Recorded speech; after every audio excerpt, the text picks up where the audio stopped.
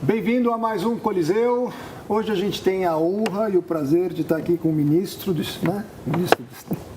chamado Ricardo Salles, que é uma pessoa que a gente, desde o começo, eu, a Lu, a Flavinha, a gente sempre quis trazer. Eu estou aqui com a Luciana Barros, que é coordenadora de conteúdo e produtora do programa. Estou com a Flávia Ferronato, que é coordenadora do Movimento dos Advogados pelo Brasil. Eu sempre esqueço, por isso que ela ficou assim. E com o Ricardo Salles, que é o nosso ministro do Meio Ambiente, que eu tenho uma coisa para te dizer, Ricardo. Eu acho que no Ministério do Meio Ambiente, no Ministério da Educação, nesse país, e mais um ou dois, quando você é convidado para assumir um cargo desse, muito mais do que preparado tecnicamente, você tem que ser macho. Não, é sério. Macho que eu digo é cowboy, sabe cowboy? Anda com um revólver na cintura e fala... Porque eu fico imaginando, nesses ministérios, principalmente, com o aparelhamento que a gente vem sofrendo há tantos e tantos anos, qual e o tamanho do tipo de pressão que qualquer pessoa que chega lá e quiser fazer a coisa correta, quiser fazer a coisa direita, mostrar que essas ONGs, na sua maioria, vamos combinar que sempre tem as pessoas que fazem a coisa direita, mas mostrar que essas ONGs, na sua maioria, são cabides de emprego, são elas que fazem o próprio mal para o processo ambiental todo. A maioria delas está lá para sustentar pessoas, para pegar verbas internacionais e nacionais, e não está lá para defender a Amazônia, o índio, ou seja lá o que for. Está com outros interesses. A maioria delas é responsável, inclusive, por todo esse trambique de todas essas coisas de ruim que acontecem nesses estados, principalmente esses mais afastados. E eu fico imaginando, de repente chega uma pessoa como você, né, que olha e fala, bom, moçada, tá tudo errado, vamos começar de novo. E aí eu imagino, eu posso até estar enganado, mas deve ser até ameaças de morte, uma série de coisas, ou não? Bom, primeiro, obrigado pelo convite para estar aqui com vocês. Não é fácil você mudar uma cultura que está arraigada num determinado órgão público depois de você ter uma corrente única de pensamento tendo administrado esse órgão. Então, o caso do Ministério do Meio Ambiente, por exemplo, que é o que me compete falar aqui. Você tem o mesmo grupo de pessoas que, dizemos assim, administraram o Ministério do Meio Ambiente pelos últimos 25 anos. Ah, mas trocou ministro. Tudo bem, trocou ministro, mas as pessoas eram a mesma. Eu até brinco que há uma espécie de ciranda. Quem está no ministério agora, amanhã ou depois vai para a academia, quem estava na academia vai para a ONG, quem está da ONG volta para a academia, aí vem participar do ministério novamente e é o mesmo grupo. Não importa se o ministro era A, B ou C. O fato é que você tem uma mentalidade, uma maneira de enxergar o mundo, um modus operandi, que é o mesmo. Então você chega lá no ministério e você tem que, literalmente, desmontar um vício de pensamento, de comportamento, etc., que reflete essa postura uníssona, né, dos últimos 25 anos. No caso específico da área ambiental, ainda mais difícil, porque você tem, além da questão de escolhas políticas, visões pessoais, há todo um arcabouço jurídico que foi sendo, também ao longo desses últimos 25 anos, foi sendo construído para evitar qualquer alteração daquele caminho que aquele grupo traçou. Então, criou...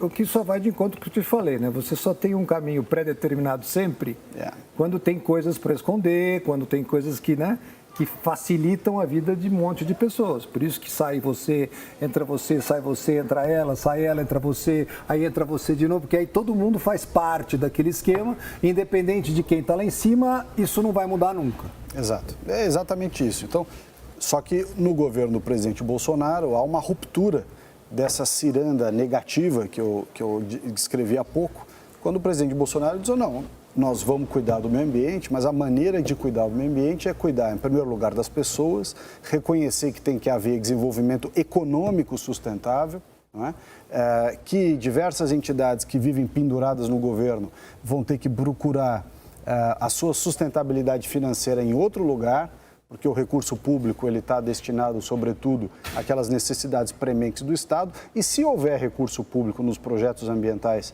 que estavam ou estão em andamento no Ministério, nós teremos e fazemos questão de ter o direito e a obrigação de escolher os rumos, de auditar esse recurso, de saber como ele está sendo gasto. Então, há uma mudança de comportamento muito grande. E aí, o que acontece? Quem perde, né, quem perdeu, o que dizem aí, quem perdeu a boquinha, depois que nós fechamos a torneira, grita muito. Então, não é à toa que o pessoal faz essa campanha toda digamos assim, de difamação da política pública ambiental brasileira. Não quero dizer que a gente não possa melhorar, tenham pontos que possam ser discutidos, reflexões e tal. Ninguém aqui tem, e eu também não tenho, a presunção de dizer que somos donos da verdade e perfeitos. Longe disso. Mas grande parte da grita que existe nesse setor é porque quem estava mamando há 25 anos teve que se virar do dia para a noite, teve que ir a mercado, né, ganhar dinheiro de outro jeito. Então, essa é uma explicação também bastante clara para nós. Boa noite, Lu. Boa noite, Flávio. Boa noite. Ministro, vocês fizeram um levantamento de todas essas ONGs. Essas ONGs, elas se concentram só na Amazônia? Eu pergunto isso porque a gente vê que internacionalmente a gente vê o foco do Brasil sendo na Amazônia e esquecendo do restante do Brasil. E a gente sabe que o meio ambiente ele é pautado principalmente pela pobreza, né? Questão de lixão, de saneamento básico, esse tipo de coisa. E a gente não vê muita preocupação internacional em relação a isso. Elas se concentram lá? Como que é esse percentual? A gente tem como mensurar isso? Eu diria o seguinte, que tanto as ONGs, quanto os acadêmicos, quanto vários outros segmentos que orbitam esse terceiro setor bem remunerado, eles vão para onde tem mais dinheiro. Aonde tem mais dinheiro? Tem mais dinheiro nas questões ligadas à mudança climática, Amazônia, né, o desmatamento, são os temas que têm mais charme também, né? O encontro para falar, né, de desmatamento é em Paris, é em Nova York, as reuniões de mudança climática são em Copenhague. Agora, você vai discutir saneamento. A reunião de saneamento é no prédio do Ministério do Desenvolvimento Regional, ali em Brasília mesmo. Você vai discutir problemas de resíduos sólidos, de lixo, é na prefeitura, é lá Aliás, hoje mesmo, eu estava vendo os vídeos das prefeituras por onde eu passei ao longo desses 2 anos, espalhadas pelo Brasil inteiro, lugares que você fala, não, isso aqui deve ser uma maravilha do ponto de vista ambiental. Lixão no meio da cidade, lixão no meio da estrada, criança brincando no esgoto, descalça, ficando doente. Então, o grande problema ambiental brasileiro são as questões urbanas, onde vivem 80% da sociedade em média. Falta de saneamento, falta de gestão do lixo, né, dos resíduos, mas não tem entidades significativas ganhando ou trabalhando nesse assunto. Por quê? Porque eles não têm dinheiro de fora, sobretudo, e também não tem seminários lá fora. Então, você não vê um grande encontro dos ambientalistas de saneamento em Roma. Não. Você tem um monte de técnico, gente séria, discutindo saneamento aqui no Rio de Janeiro, São Paulo, Guarulhos, né, Nova Iguaçu, enfim. Então, há uma questão de charme aí nessa história, para além do interesse econômico, evidentemente. Tem ONGs boas? Tem ONGs boas, que fazem bons trabalhos? Fazem bons trabalhos. A maioria das entidades do terceiro setor está concentrada, de fato, na Amazônia. Se a gente fizer, mas assim, uma desproporção muito grande. Se fizer uma comparação daquelas que estão no Nordeste, daquelas que estão no Sudeste, no Sul, no Centro-Oeste, acho que nem se somar todas elas juntas, não dão metade daquelas que atuam na Amazônia. Mas isso em si, sequer é um problema, eu acho. Acho que o problema é perguntar o seguinte, ela trabalha dentro da lei, ela usa dinheiro público, contraria os interesses dos brasileiros, cuida das pessoas em primeiro lugar? Essa é uma pergunta fundamental. Quer dizer, não adianta você ter uma grande discussão sobre determinados aspectos ambientais se você deixa o ser humano, que é o foco da política pública e deve ser a preocupação ambiental, é com o ser humano, é o primeiro item da pauta. Esse é um grande paradoxo, sem me interromper, mas corroborando. As pessoas físicas ou jurídicas que tradicionalmente carregam a bandeira da proteção ao meio ambiente, eu sou ambientalista, aquela coisa toda, eles não se importam, o modus operandi dele, eu observo esse, eles não se importam com a questão do lixo, dos lixões e com a questão da ausência de saneamento básico para aproximadamente que hoje a gente sabe que é aproximadamente metade da população brasileira, 100 milhões de habitantes. Não tem água, não tem esgoto tratado. E como se 35 sequer água potável. ou seja, nunca sem falar a questão da indigência, porque barbaridade. O próprio Paulo Guedes várias vezes já tocou nesse ponto. Como que a pessoa pode ascender socialmente, intelectualmente, se ela não tem um mínimo que garanta a dignidade dela, que é o esgoto, a coleta e tratamento do esgoto.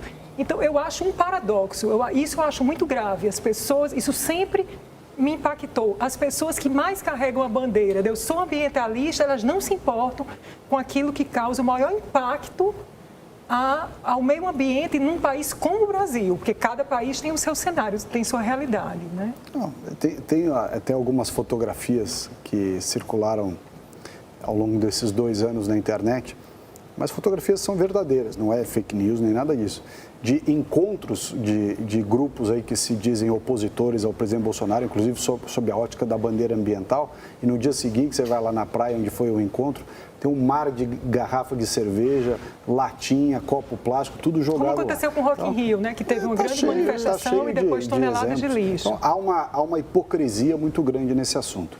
O grande problema ambiental brasileiro é a agenda ambiental urbana. Falta de saneamento, má gestão do lixo, qualidade do ar. Aliás, a qualidade no ar no Brasil só não é pior nos centros urbanos graças a algo que os ambientalistas falam muito pouco, que é o etanol, que é o nosso exemplo para o mundo de combustível renovável, fonte renovável de um combustível limpo. Graças à nossa cana-de-açúcar. Graças à cana-de-açúcar, que também não é verdade que estraga o meio ambiente, também é outra mentira. Outra difamação. Há um estudo aqui em São Paulo, aliás, um estudo sério da FBDS, que é uma entidade que é administrada pelo Israel Klabin, lá no Rio de Janeiro. Ele fez um estudo aqui em São Paulo sobre a ampliação ou o monitoramento das APPs, das áreas de preservação permanente hídricas.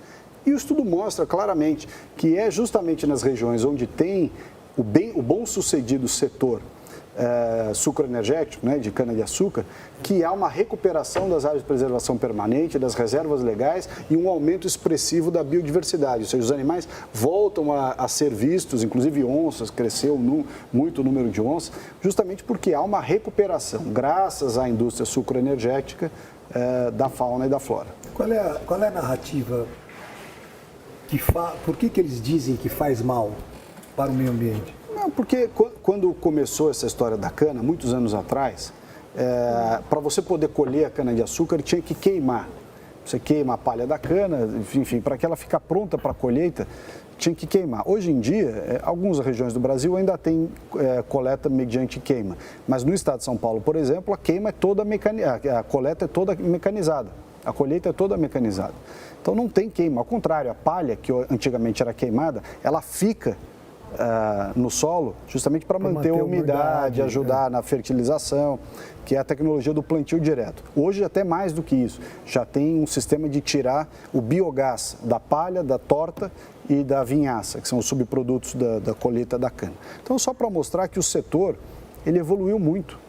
E hoje é o sinônimo de preservação ambiental. Você não só tem um combustível limpo, que não emite o material particulado que os combustíveis fósseis emitem, como ele é ambientalmente correto. E ninguém fala disso. O cara só sabe falar de carro elétrico. É isso que eu ia falar. Ninguém fala disso. De carvão, né? A Alemanha que ainda usa carvão vive... Não, a turminha pega o smart elétrico lá na Europa, mete na tomada e fala, meu carro não emite nada. Só que esquece que a energia que gera... A energia que vai no carro elétrico, ela é gerada numa termoelétrica a gás ou a carvão, e a bateria daquele carro elétrico, que normalmente é de lítio, ela não é sequer reciclável. Então, se você pegar o ciclo completo do carro elétrico europeu e comparar com o carro a etanol brasileiro, o carro etanol brasileiro é muito mais sustentável do que o carro elétrico europeu, em termos de emissões. Perfeito. E como se não bastasse, politicamente falando, essas pessoas que carregam essa bandeira do eu sou a favor da ecologia e você é do mal, votaram em peso absolutamente contra o marco legal do saneamento. Exato. Isso é uma coisa inacreditável. Foi inacreditável. O Brasil estava aguardando há décadas, aliás, foi no governo do Bolsonaro, que eles dizem que não se porta com o meio ambiente, que finalmente se votou, o governo deu apoio para o Congresso votar o marco legal do saneamento. A esquerda foi e votou contra. contra o marco legal do saneamento. Quer dizer, é criancinha pisando no esgoto lá na favela e o sujeito vai e vota contra.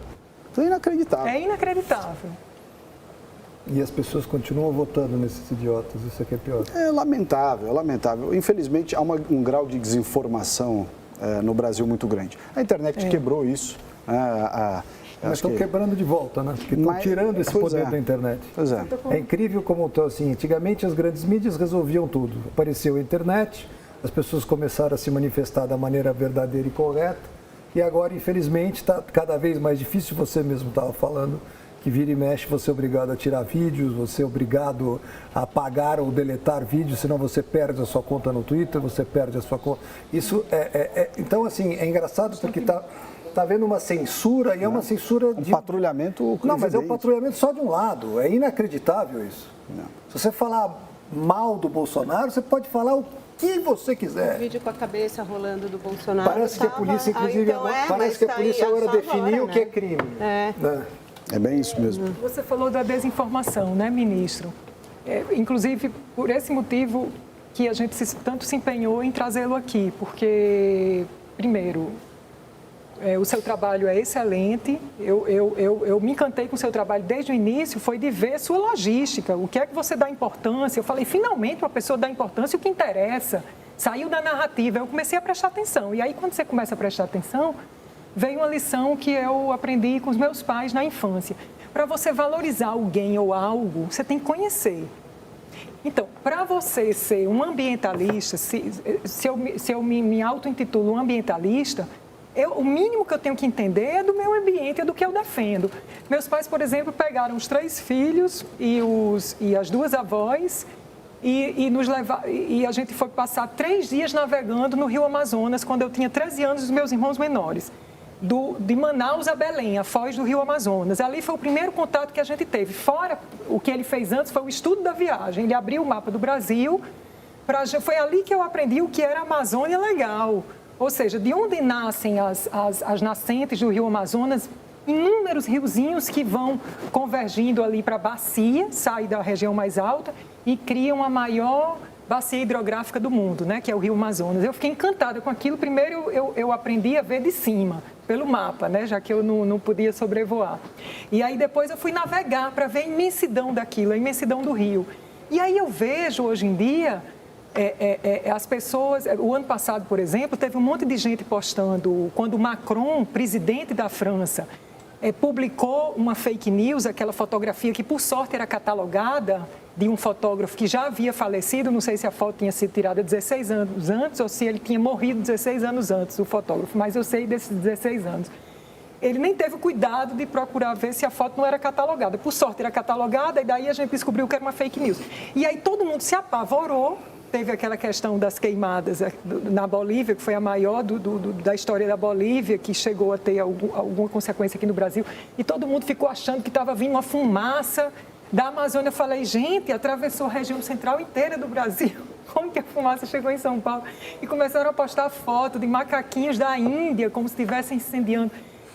E as pessoas não param para pensar que a Amazônia toda, não só a parte brasileira, a floresta amazônica, ela é do tamanho da Europa, se a gente tirar a Rússia, a europeia. Então, eu parei para pensar, como que um incêndio vai incendiar a Europa inteira? É uma coisa irreal, mas as pessoas me ligavam, na época, minhas amigas, desesperadas, tem gente que me ligou chorando, isso executivas, donas de comércio, médicas, como se a Amazônia fosse se acabar, por conta dessa onda de fake news. A própria divulgação daquele incêndio de Alter do Chão, que é próximo a... no Tapajós. Isso, em Alter do Chão, foi tirada... Depois a Polícia Federal descobriu que o incêndio foi causado pela própria ONG que divulgou o incêndio. Depois que foi feita uma investigação, se descobriram que essa ONG... E que mandaram as fotos para Leonardo DiCaprio, ele divulgou e ele ajudava a arrecadar fundos para essa ONG, mas os próprios integrantes da ONG, a Polícia Civil, a Polícia Federal, não me lembro, descobriu que eles causaram o incêndio foi criminoso e eles fizeram para postar o incêndio.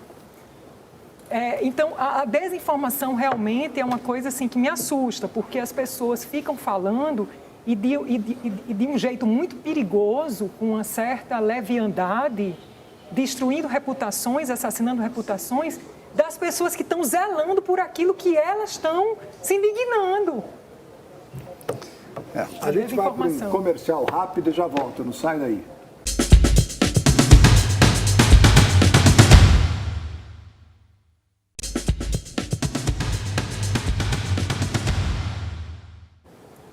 De volta com o programa Coliseu, hoje com Ricardo Salles. Eu vou fazer uma pergunta para você, eu quero que você responda e depois você vai ter uma ideia de quão enganado e o quão ludibriado você é. Quantos % da Amazônia é completamente intacto? Ou seja, é igualzinho quando os portugueses chegaram aqui. Vou dar 5 segundos para vocês responderem. E vou perguntar para o nosso ministro. 82%. 82% da Amazônia é idêntico ao quando os portugueses chegaram no Brasil, é isso? Exato. Vegetação primária e no seu estado original. Isso que o restante, os outros 18 que foram, viraram cidades, viraram estradas, viraram realmente pecuária, enfim, uma boa parte dos 18 foi recuperada, então é o que a gente chama de vegetação secundária, aquela que não é a original, não é nem reflorestamento, é aquela que naturalmente, às vezes, rebrota, porque é uma região que tem muita condição ela se regenera sozinha. Então, você deixar uma área sem mexer na Amazônia que tenha sido desmatada, ela em 2, 3 anos, ela está completamente regenerada. Na mesma vegetação e com as mesmas características ambientais da vegetação primária original? Não, é um pouco diferente. Mas ela se regenera. Então, dentro daquilo que é considerado área já antropizada, que são os 18%, há uma parte dos 18% que já é secundária, ou seja, ela já foi recuperada, mas não foi computada. Então, você tem 82% de primária, mais um tanto, que a gente não sabe exatamente qual é, mas está sendo monitorado, está sendo mapeado agora, mais um tanto de secundária já, que é aquela que se regenerou. Uma coisa que a gente escuta falar sempre, que é meio moda, que todo mundo fala, que talvez seja interessante você explicar para um público, é um público de televisão, de TV aberto, essa história do crédito de carbono, das reservas de carbono. Por que o Brasil tem tanto e a maioria do mundo não tem nada? E como funciona isso? De que maneira isso de fato ajuda o Brasil ou ajuda o mundo? Bom, o primeiro critério que é importante é saber o seguinte: quem foi que contribuiu para a emissão de gases de efeito estufa na atmosfera? Os países ricos. E por quê? Porque foi lá que aconteceu a Revolução Industrial. Então, todo o processo de conversão daquelas florestas em madeira para carvão de locomotiva, para ser utilizado nas indústrias, para virar dormente de ferrovia, enfim. O fato é que os 250 anos de Revolução Industrial, nos países desenvolvidos, sobretudo Europa, um pouco nos Estados Unidos, enfim, criaram este problema de gás de efeito estufa na atmosfera. Então, o Brasil não é o país responsável pelo estoque acumulado nesses 200 e poucos anos de gás de efeito estufa na atmosfera. Primeiro ponto fundamental. Então, não é correto que nós tenhamos que entrar num rateio de responsabilidades que atribua aquele que está há 200 anos debitando na conta e o Brasil que chegou agora. Quer dizer que nós não temos nenhuma responsabilidade? Não, não é isso. Mas nós não temos nem de longe aquela responsabilidade. Por outro lado, nós mantivemos a nossa vegetação nativa. Como você falou há pouco, 82% da Amazônia ela está preservada. Nós temos cerca de 66% na média nacional de vegetação nativa preservada nos nossos 6 biomas. Então, isso significa o quê? Que nós deixamos fixado no solo o carbono, tá? Qual é a lógica do Acordo de Paris baseado nessa discussão de gás de efeito estufa? A lógica é a seguinte: os países ricos já não têm condições ambientais de suprir essa captura de carbono, os países em desenvolvimento têm, os países ricos, por outro lado, têm recursos e os países em desenvolvimento precisam de recursos. Então, qual é que é a lógica? Vocês, países ricos, diminuem o máximo que puderem as suas emissões e aquilo que não conseguirem avançar em termos de redução de meta, vocês compensam com o excedente dos países que têm muito, como é o caso do Brasil. Então, o Acordo de Paris tinha essa imagem por trás, essa lógica. Você não consegue compensar tudo, compra de mim e você compensa. Muito bem. O Brasil tem um crédito enorme de carbono, quer seja aquele decorrente da floresta nativa, aquela, por exemplo, a Amazônia, principalmente, ou da plantada, que é a nossa produção de pinos e eucalipto, que fixa carbono no solo. Então, você tem floresta nativa de um lado, floresta plantada de outro. E outras formas. O Brasil deveria mensurar todo esse crédito de carbono que capta, que fixa anualmente, mais aquele que está estocado nas nossas florestas. Há um estoque de carbono na floresta. Então, você calcula aí essa que já está plantada, que já está consolidada. O cálculo não é pelo que ele fixou, mas sim pelo que ele evitou. Quer dizer, se você deixou de ter desmatamento ilegal, então você está evitando a devolução, digamos assim, desse carbono na atmosfera. O Brasil deveria receber, Brasil e outros países, né, deveriam receber por isso. Só que, mesmo que a gente mensure e faça o cálculo, não tem para quem vender. Porque nós, desde o Acordo de Paris em 2015, que nós estamos aguardando que haja uma regulamentação dos artigos relativos ao Acordo de Paris, sobretudo os artigos 6.2 e 6.4. Sem essa regulamentação, é como você ser um grande produtor de leite, mas ninguém quer comprar teu leite. Não adianta você ter o melhor leite do mundo se ninguém compra. O caso do crédito de carbono é a mesma coisa. Dizem para nós, não, vocês têm a floresta, vocês são importantes em termos de serviços ambientais, né? Serviços ecossistêmicos ou ambientais.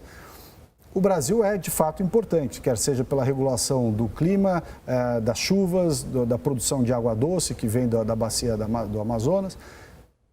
Muito bem. Quem vai comprar esse crédito? Os ricos é que tem que comprar. Eles é que jogaram gás de efeito estufa por 200 e tantos anos na atmosfera. Esse estoque problemático que está na atmosfera é culpa deles. Nós somos a solução do problema, nós não somos parte do problema. Só que para resolver o problema conosco tem que pagar. Quer dizer, não pode dizer para nós, faça isso, faça aquilo e faça de graça porque eu não vou te dar. Não, de jeito nenhum. Sim, mas a gente, de uma certa forma, a fixação do carbono, ela existe pagando ou não? Não, já está lá. Só que para manter a floresta, como a Lu falou, a Amazônia é do tamanho de praticamente todos os países da Europa juntos, 16 países da Europa juntos. Não estamos falando de conservar um bairro, nós estamos falando de conservar uma região que é um continente. É um continente, é metade dos Estados Unidos. Então, para você ter um nível de ações compatível com esse grau de responsabilidade, com esse grau de importância da Amazônia dentro dos serviços ecossistêmicos mundiais, você tem que ter recurso. Quem tem recurso? Quem demanda este serviço, porque fez o contrário no passado. Tem que dar o recurso para nós. E que muitas vezes hoje ataca o governo brasileiro. Aponta o dedo para nós, diz façam isso, façam aquilo, ou não façam isso, não façam aquilo. Mas não fazem a lição de casa. E não participam, essa é a questão importante. Nós não somos, ao contrário do que alguns setores da imprensa tentam imputar ao governo, a um governo que não aceita ajuda, que não coopera. Não é verdade. Não é verdade em absoluto. Nós estamos abertos a cooperar, não a obedecer. Uma coisa bem diferente. Outra difamação. Cooperar é uma coisa, obedecer é muito diferente. Segundo, ao cooperar, tem que colocar recurso em cima da mesa. Quer dizer, ouvir discurso de graça, muito obrigado. Vai ter recurso? Nós demos um troquinho. Não, troquinho não. Nós estamos falando de um valor correspondente à magnitude do desafio, do problema e do ativo ambiental. O ativo ambiental brasileiro chamado Amazônia, ele é um belo ativo ambiental, que presta serviços ecossistêmicos, né, serviços ambientais para o mundo, seja regulação do clima, das chuvas, da água doce, da biodiversidade e tudo isso. Então, ele tem um potencial econômico gigantesco. O recurso tem que ver nesta proporção. Qual é o principal instrumento para essa proporção? É a venda, é o mercado de créditos de carbono. Agora, não adianta dizer isso e a hora que eu falo, então tá bom, tá aqui a minha fatura do crédito de carbono. Não, o mercado não está regulado, eu não posso comprar. Bom, então não me imponha obrigações e regras e comissões se a sua parte no acordo, que é pagar, não está pronta. A irritação deles é porque vocês destroem a narrativa deles. Nós criamos um programa, Lu, que é o Adote um Parque. O presidente vai assinar, está pronto. Nós ainda não assinamos justamente porque entra nessa lógica nova de lançar algumas oportunidades para aqueles que de fato querem ajudar, saiam do campo do discurso e ajudem efetivamente. Quer dizer, mostrem aquilo que podem fazer. Quem sabe o Leonardo DiCaprio compra Eu perguntei para o Leonardo DiCaprio, eu perguntei no Twitter. Quem sabe ele não compra uns 3 parques, né? Para poder abrir a boca. Ajudar a manter. Mas é isso, quer dizer, nós temos 130, a Amazônia toda, o bioma Amazônia todo, tem 132 unidades de conservação, né? O parque é um tipo de unidade de conservação. Tem 132 unidades de conservação federais. Elas correspondem juntas a 15% do território da Amazônia. Então, é uma área relevante. O que nós dissemos? Olha, tem 132 oportunidades para a pessoa sair do campo do discurso e botar o dinheiro em cima da mesa. Desde o Leonardo DiCaprio, que eu perguntei se ele queria pelo Twitter e ele não respondeu, até uma série de empresários brasileiros que se acham detentores da moral e da ética. Não tem problema, faz o cheque e põe em cima da mesa. Banco, um monte de gente, põe o dinheiro em cima da mesa. Está aqui a oportunidade. Mas perfeitamente, debato qualquer assunto com você, desde que você tenha dado uma prova real de que você está interessado de verdade em ajudar. E não essa discurseira sem fim. Que a gente olha que fala, então tá bom, paga. Não, veja bem, vamos estar criando um programa de sustentabilidade que vai estar desenvolvendo. Põe o dinheiro em cima da mesa, faz o cheque e a gente conversa depois. Paga primeiro, conversa depois. Ministro, a gente está muito acostumado, principalmente internacionalmente, a Amazônia ser ligada ao aquecimento global, às queimadas, ao desmatamento. Mas qual a real riqueza da Amazônia? Porque não são só as árvores. E muito pouca gente, principalmente internacionalmente, toca nesse assunto. A gente tem um subsolo riquíssimo, a gente tem uma fauna riquíssima, que tem muito interesse para eles também na área biológica, de produção de medicamentos, de diversas coisas. Existe uma quantificação do tamanho dessa riqueza e até que ponto esse interesse e todo esse discurso é para que se tenha uma justificativa para eles terem acesso a isso do território brasileiro? Eu acho que com a quantidade de estrangeiros, ONGs e entidades que estão no Brasil há 20 anos, esse acesso eles já tiveram. Do ponto de vista de biopirataria, enfim, isso já aconteceu. Porque também tem um aspecto da questão da biodiversidade que é o seguinte, uma vez que ele retira o princípio ativo e leva para um laboratório em determinado país, a partir dali ele vai sintetizando aquele princípio e vai embora, ele não precisa ficar vindo buscar aqui. Sim. Então, eu acho que não é bem essa a questão lá. A questão lá é um pouquinho diferente. Nós temos algumas riquezas na Amazônia e algumas formas de que essas riquezas melhorem, se revertam ao país e principalmente aos brasileiros que lá vivem. Né? Lembrando sempre, eu digo isso aqui no exterior, a Amazônia, é uma região, não é um zoológico que você põe uma cerca em volta e está tudo bem, só toma conta. É uma região equivalente a quase a Europa toda, onde vivem 23 milhões de brasileiros, que têm tanto direito quanto o paulista, o carioca, o gaúcho, de viverem bem. O sujeito não é obrigado a viver na idade da pedra lascada, ser condenado a viver nisso. Ele tem oportunidade de prosperar de forma sustentável, respeitando o meio ambiente. Aliás, como todas as outras regiões do Brasil também devem fazer. Né? Ninguém tem autorização para desrespeitar, quer seja porque está na Amazônia, ou porque está no Pampa, ou que está no Cerrado, não importa. Essa é uma postura humanista. E a difamação é o contrário. Pois é, desconsideram as pessoas. Vocês não interessam para a gente. Então, a Amazônia tem o quê? A Amazônia tem água doce, que é um recurso escasso, né, que cada vez mais se torna relevante para o mundo. A Amazônia tem a biodiversidade. A biodiversidade tem que ser explorada através da bioeconomia. Você tem indústrias, por exemplo, farmacêuticas, de cosméticos, de transformação, de agregar valor a essa biodiversidade na região. Não adianta o sujeito dizer, não, eu sou a favor da bioeconomia. Perfeitamente. Onde é que está a sua fábrica de cosmético? Está na região sul do Brasil, está em São Paulo. Então não adianta. Então isso é um discurso. Né? Põe a sua fábrica lá na Amazônia. Tem dificuldades de logística? Certamente que tem. Tem problemas de fornecimento de energia, mão de obra. Isso tudo é verdade. Então, nós desenvolvemos 5 pilares para a preservação da Amazônia. O primeiro, extremamente importante, é a regularização fundiária. Você tem uma vastidão muito grande de áreas na Amazônia sem dono. O Estado tem que ficar como dono e tomar conta. Isso é um discurso, né? Mas na prática, se você coloca essa área sob a supervisão, sob a responsabilidade de alguém... Tem alguém para cobrar. Você tem um nome, um RG, um CPF, um endereço para cobrar. E esta pessoa terá que se submeter ao Código Florestal, que é a norma ambiental mais restritiva do mundo. Não tem nenhum outro país do mundo que tenha um Código Florestal como o nosso. E no bioma Amazônia, a reserva legal que ele tem que manter sob as suas expensas, sob a sua responsabilidade do proprietário, é de 80% da propriedade. Vai falar para um americano, lá no Kentucky, que ele tem que manter 80% da propriedade dele em floresta nativa. Ele acha que isso é louco. Então, esse é o primeiro ponto. É necessário fazer regularização fundiária. E não nos ajudou a campanha que a esquerda e algumas entidades nacionais e estrangeiras fizeram em rotular a regularização fundiária de MP ou processo de grilagem. É uma bobagem isso.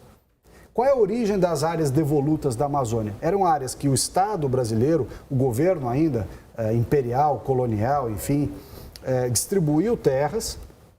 As pessoas não ocuparam, o Estado retomou, por isso que chama devolutas, elas foram devolvidas para o Estado.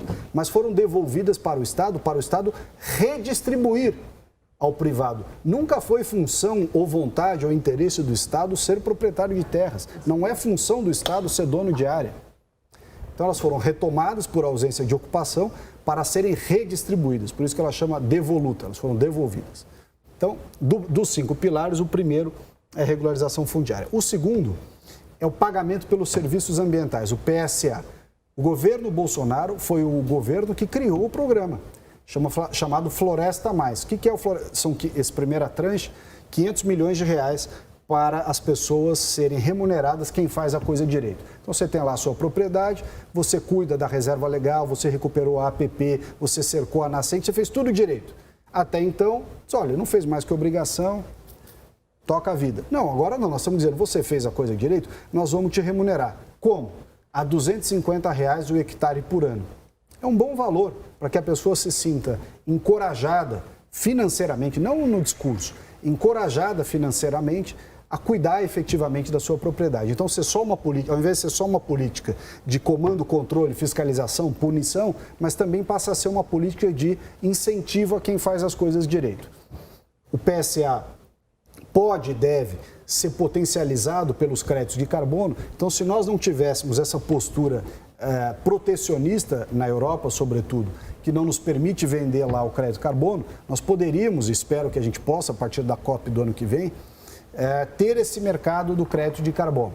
Aí eu mensuro o crédito de carbono lá na Amazônia, vendo este crédito de carbono e com esse dinheiro eu pago, dentre outras coisas, os serviços ambientais. Então, nós estamos aí dando uma política de incentivo econômico, saindo da discurseira, né? O terceiro pilar, então, primeiro, regularização, pagamento de serviço ambiental. O terceiro é o ZEE, Zoneamento Econômico Ecológico. É como se fosse um plano diretor das cidades. Cidade tem um plano diretor que indica para que lado você cresce do ponto de vista comercial, eixos de transportes, áreas exclusivamente residenciais e tal. O que é o ZEE? É um plano diretor para a Amazônia.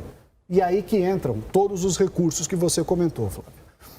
Você tem uma vastidão enorme daquele território com riquezas de diferentes naturezas. Então você tem riquezas minerais, tem grandes concentrações de ouro, nióbio, manganês, cassiterita, diamante, espalhados pelo território. Então o que você tem que ter no ZE? Um mapeamento de tudo isso e um plano para utilizar o recurso, porque é legítimo o governo brasileiro e os brasileiros, incluindo aí os indígenas, que são brasileiros como todos os outros, não podem continuar sendo tratados como brasileiros de segunda categoria, você ter um plano de utilização desses recursos naturais, de maneira correta, com licenciamento ambiental, com regras de manutenção do meio ambiente, de recuperação de áreas que forem utilizadas. Sustentável. Você pode citar um exemplo que é muito claro, Carajás. O que é Carajás? É uma grande floresta nacional do Carajás, concedida o uso para a Vale. A Vale explora a reserva de minério de ferro que está dentro de Carajás e conserva todo o resto da Floresta Nacional de Carajás com parte do lucro que ela obtém do minério de ferro que está lá. Cerca de 97% da floresta lá do Carajás é mantida e é a área melhor mantida lá na região do Pará, graças a este modelo adequado de concessão de uma área para o privado explorar. Então, você fingir, e essa é a política do avestruz, que eu digo, avestruz amazônico. O pessoal enfiava a cabeça no buraco, fingia que o problema não estava lá. Você fingir que não pode ter nenhuma exploração, o que é isso? É um convite à ilegalidade absoluta, ao descontrole. É que nem o sujeito que vende contrabando aqui na cidade. Né? Por que tem crime, por que tem coisa ilegal nas cidades? O sujeito não teve uma alternativa formal para ganhar dinheiro, para trabalhar, ele vai se virar de algum jeito. A Amazônia não é muito diferente. Ele não tem emprego, não tem renda, não tem uma oportunidade de viver melhor. O primeiro madeireiro que vira para ele e fala, quer ganhar R$100 hoje? O cara vai. Quer trabalhar no garimpo ilegal? O cara vai. Por quê? Porque não tem alternativa. Não é diferente do menino que vira aviãozinho do tráfico nas favelas urbanas. É igual. A diferença é a localização. Aqui ele vira ou contrabandista ou vira traficante, esses que são cooptados pelo crime, e lá a cooptação do crime, ao contrário das grandes centros, que é a cooptação do crime lá é para o garimpo ilegal, para a grilagem de terra, para o roubo de madeira. Né? Então, é uma situação análoga. Regularização fundiária, pagamento pelos serviços ambientais, zoneamento econômico e ecológico. Quarto pilar, a bioeconomia. Né, entra no âmbito da biodiversidade, da riqueza, né, da natureza que nós temos na Amazônia, enfim, da fauna, da flora e tudo mais. Tem um valor enorme a biodiversidade? Incomensurável. É verdade que a floresta vale mais em pé do que devastada? Não tenho dúvida, mas isso não se reverteu para as pessoas, para os 23 milhões de brasileiros. Então você está falando para ele, olha, não mexa na floresta porque ela vale mais em pé do que devastada. Conceito com o qual nós concordamos integralmente. Mas para ele que está lá na ponta, não. Porque a árvore que ele rouba e corta... faz ele comer. Ele ganha R$100, 200, enfim. O discurso da bioeconomia, para ele, não vira nada. Então, enquanto o discurso da bioeconomia não virar nada, ele vai preferir cortar a árvore ou garimpar. Qual é o grande desafio? É fazer a agenda da bioeconomia ficar de pé. Aí eu pergunto... Sem ignorar o ser humano. O ser humano em primeiro lugar. Só que a pergunta é... Que estava sendo ignorado até então. Por que os 25 anos isso precisa ser de dito, esquerda... que estava sendo ignorado até então. Isso completamente. Dito, o ser humano esquecido. Os ministros, as grandes estrelas aí do ambientalismo, viajaram o mundo, ganharam prêmio, certificado, troféuzinho de honra ao mérito na área ambiental, e o brasileiro da Amazônia com o pior índice de desenvolvimento humano do país. Quer dizer, a região mais rica, com a pessoa vivendo nas piores condições. Carajás é o maior IDH da região. Porque tem exploração econômica. É a maior prova isso. A gente precisa ir para um comercial e já volta, não sai daí.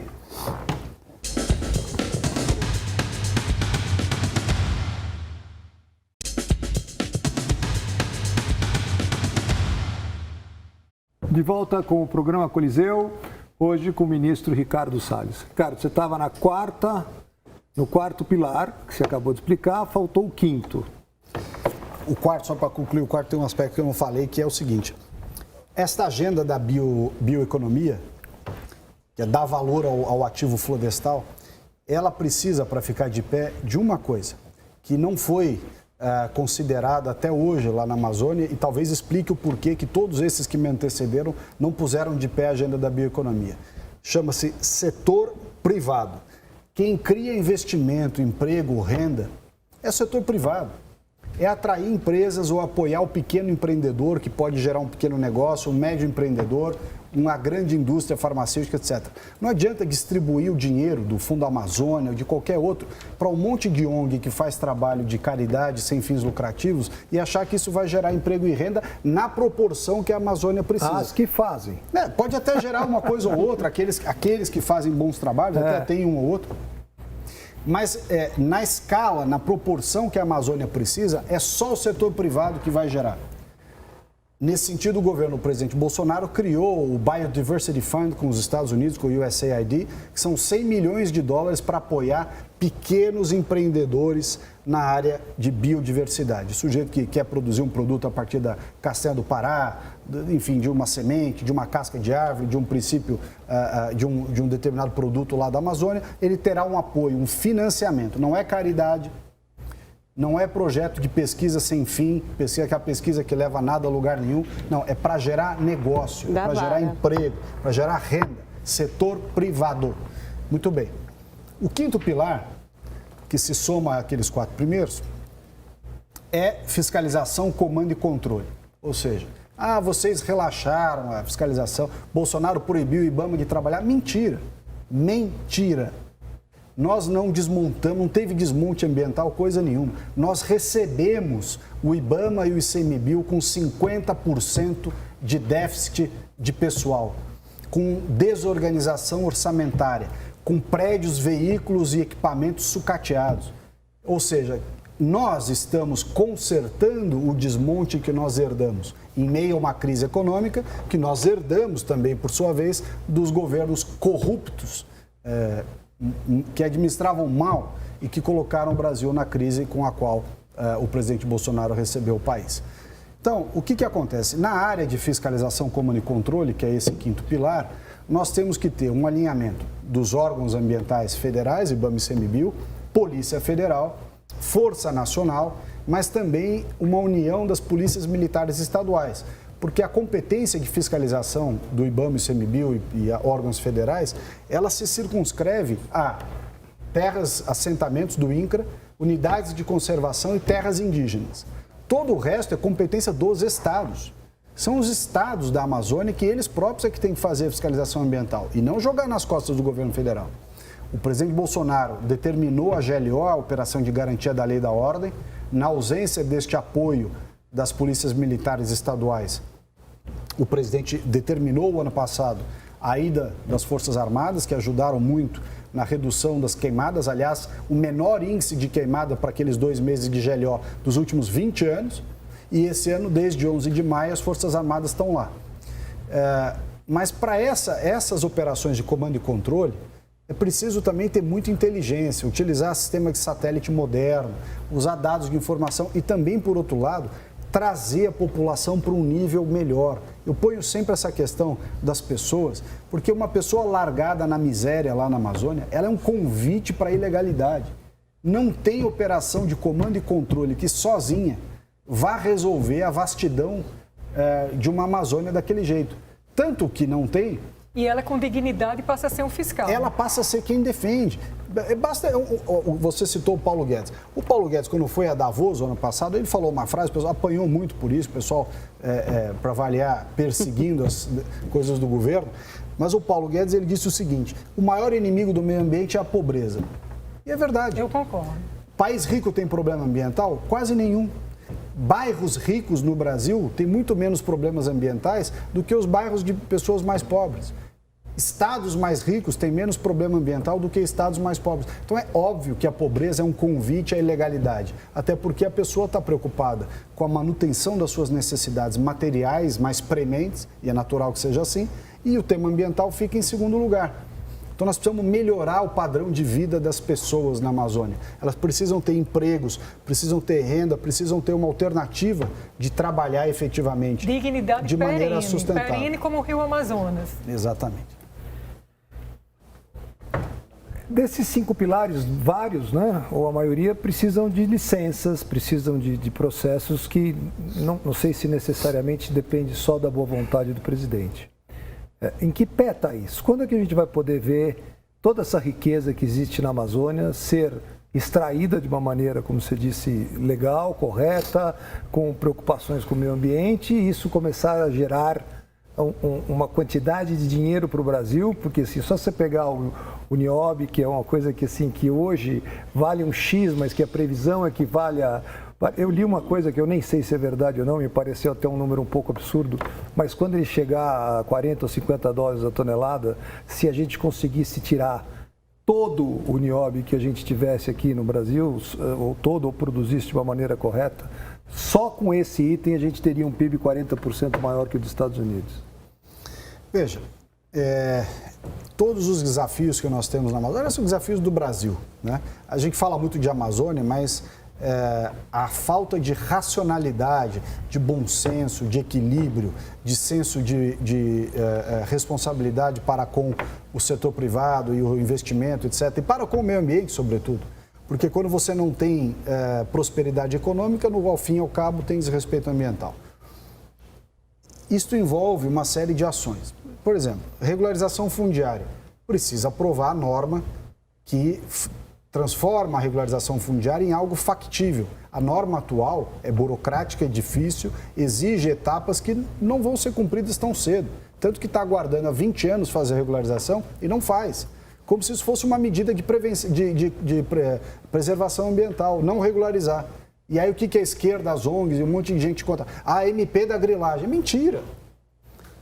O que houve até hoje foi o descaso, né? Então, o que precisa? O INCRA, que é o órgão que cuida da regularização fundiária, avançar nesse trabalho, com a ajuda das prefeituras e tudo mais. Na parte de mineração, tem na Constituição Federal, desde 88, portanto, um artigo, se eu não me engano, 231, precisa conferir qual é, que diz que será necessário regulamentar a mineração, sobretudo em terras indígenas. Não tem regulamentação faz 30 anos, 40 anos. Quer dizer, então você Mas isso está mudando, está andando? O problema, Fabrício, é que quando a gente vai discutir a modernização das normas, a atualização de conceitos equivocados, quer seja pelo tempo, ou seja, pelo decurso do tempo, ou porque se mostraram errados realmente. Vem esse patrulhamento ideológico, dizer esse é o governo que quer acabar com o meio ambiente, que quer acabar com não sei o quê. Porque a burocracia contribui com a corrupção. Exato. E o Estado liberal é mais fácil. O Estado liberal seria muito mais leve para essas coisas acontecerem. Mas muitos têm interesse nesse complexidade do arcabouço. A minha pergunta segue. Temos esperança? Não, temos esperança, mas o Bolsonaro... nós estamos há 2 anos só, né? O governo do presidente Bolsonaro está corrigindo, e corrigiu muito até agora, erros ou injustiças ou exageros ou radicalismos que foram sendo perpetrados e se consolidando por 25 anos. Nós tivemos 25 anos de governo de esquerda aqui. E com as mesmas mentalidades, como eu citei, a mesma política, a mesma mentalidade, os mesmos vícios, a mesma visão, algumas delas de boa fé, outras de má fé, não importa. O fato é que em 2 anos de governo Bolsonaro, você não conserta 25 de coisas erradas, né? Mas já é um alento. E, enfim, nós temos a humildade de ouvir também. Pode ser que alguma coisa que a gente tenha ido, olha, isso aqui precisa ajustar, isso aqui precisa mudar, não tem problema. Eu digo isso no começo do programa, eu não tenho essa visão de ser monopolista da verdade, não erro, nada disso, e tampouco o presidente. O presidente é muito humilde, aliás, nesse aspecto. O presidente tem sempre essa grandeza de dizer, olha, isso aí eu errei, vou consertar. Perfeitamente. Agora, que o Brasil e a América Latina, né? A América Latina tem essa coisa de anti-setor privado, anti-lucro, anti-desenvolvimento, a mentalidade de esquerda, né, que permeou a nossa América Latina, e não é à toa que é um dos continentes que patina e não avança. Foi um prazer enorme ter você aqui hoje. Eu tenho um agradecimento para fazer. Hoje a gente chegou no 10º programa, ou seja, a gente termina a primeira série do programa Coliseu. Eu queria agradecer a todas as pessoas que são responsáveis, as câmaras, a maquiadora, o porteiro, as pessoas que servem o café, e absolutamente todo mundo aqui tem o seu valor, e por causa do trabalho de cada um é que esse programa saiu como saiu. Eu queria agradecer também Ryan Hartwig, Bia Kisses, Luiz Felipe de Orleans e Bragança, Roberto Jefferson, Henrique Viana do Brasil Paralelo, Ana Beatriz Barbosa, Alessandro Loyola, Gil Diniz, Douglas Garcia, Nise Yamaguchi, Ailton Benedito, Ludmila Lins Grilo e Ricardo Salles, que fez a gente terminar com chave de ouro. Queria agradecer a Luciana Barros, Flávia Ferronato, Marcos Beliza, que são pessoas que, se não, sem eles, a gente também eu não teria feito isso dessa maneira. E queria agradecer a Deus por ter me colocado na frente de pessoas e conhecido pessoas recentemente que somos amigos e que consegui, através da ajuda, consegui fazer esse programa. A gente espera que em março a gente esteja de volta. Foi um prazer enorme estar com vocês. Todo mundo que sentou nessa cadeira trata o Brasil da maneira como ele deve ser tratado, e eu espero que assim seja e que assim a gente consiga cada vez mais abrir um espaço maior para pessoas que merecem ser ouvidas. Foi um prazer enorme estar com vocês durante esses 10 programas. Obrigado, amém, e até março do ano que vem, se Deus quiser.